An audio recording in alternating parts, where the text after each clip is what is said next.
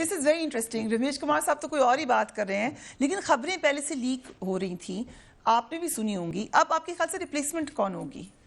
دیکھیے خدا جانے, وہ ایک ہمیں تو یہ خبر ملی ہے کہ ایک دوہری شہریت کے حامل سٹی بینک کے ٹریجری کے ہیڈ ہیں, جن کو آج انٹرویو کیا گیا ہے, اور انہوں نے یہ عندیہ دیا ہے کہ شاید میں اپنی گھر والوں سے پوچھ کے یہ دوہری شہریت ختم کر دوں گا تو انہیں لایا جائے گا ایڈوائزر کے طور پہ, اور ہو سکتا ہے اس درمیان میں عشرت صاحب کو یا کسی اور شخص کو ایڈوائزر ٹو وہ رکھا جائے. ایڈوائزر کے لیے دوہری شہریت چھوڑنا ضروری ہے؟ بالکل ضروری, وزیر بننے کے لیے جناب والا بالکل ضروری ہے. وہ ایس اے پی ایم کے لیے ہمارے دور میں اور تھا حساب کتاب, لیکن پی ٹی آئی کے دور میں یہ ثابت ہوا کہ ایس اے پی ایم بننے کے لیے دوہری شہریت کا مسئلہ نہیں ہے. اب ہو سکتا ہے کوئی نیا قانون آ جائے جس میں یہ کہا جائے کہ ایڈوائزر, اور پھر اس کے بعد یہ آ جائے کہ ایم این اے, سینیٹر اور وزیر بننے کے لیے بھی ضرورت نہیں اگر آپ پی ٹی آئی کے ہوں, اگر آپ پی ٹی آئی کے ہوں.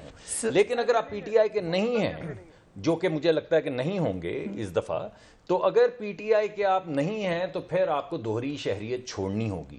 تو سننے میں یہ آیا ہے کہ وہ صاحب, جو میں ان کا نام بھول رہا ہوں, وہ بھلا سا نام ہے اور بڑی اچھی شہرت کے حامل ہیں, مگر وہ دوہری شہریت رکھتے ہیں اور سٹی بینک چلاتے ہیں. کیونکہ پہلے بھی ایک سٹی بینک کے وہ آئے تھے ہیڈ پرسنل, اس کے شوکت عزیز صاحب, انہوں نے بڑی اچھی طرح پرویز مشرف صاحب کے دور میں چلائی تھی یہاں کی معیشت. تو کیونکہ تقریباً کابینہ پرویز مشرف صاحب کے دور کی ہے, تو سوچا کہ اسی طرح دوبارہ سے لے کر آتے ہیں سٹی بینک سے ہی, تو شاید second time is again a charm, because the first time was a charm. I think he ran a good economy.